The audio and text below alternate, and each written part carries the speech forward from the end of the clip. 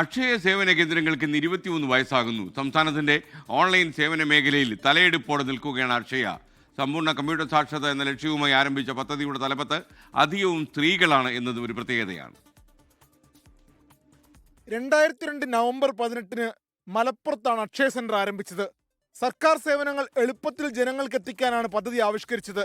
AK Antony സർക്കാരിന്റെ കാലത്ത് ആരംഭിച്ച പദ്ധതി ഉദ്ഘാടനം ചെയ്തത് അന്നത്തെ രാഷ്ട്രപതി APJ അബ്ദുൽ കലാം.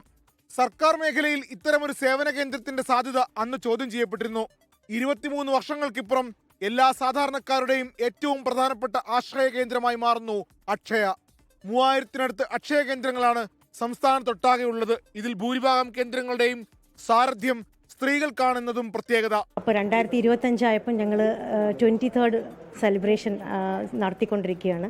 ഞങ്ങൾ എല്ലാ വർഷവും 2 ആൾക്കാരെ കണ്ടെത്തി ആ 2 പേർക്കും ഞങ്ങളുടെ നാളത്തെ സർവീസ് ചാർജ്, അതുപോലെ സ്റ്റാഫ് അവരുടെ കോൺട്രിബ്യൂഷൻ അന്നേ ദിവസം വൈകുന്നേരം നമ്മൾ ആ ഒരു സർവീസ് ചാർജ് ആ 2 കുടുംബങ്ങൾക്ക് കൊടുക്കുന്നതായിരിക്കും. സേവന മേഖലയിൽ 23 വർഷം പിന്നിടുമ്പോൾ അക്ഷയ സംരംഭകർക്ക് ചില പരാതികളുമുണ്ട്. 2018 റേറ്റ് ചാർട്ട് വർദ്ധിപ്പിച്ചതൊക്കെ.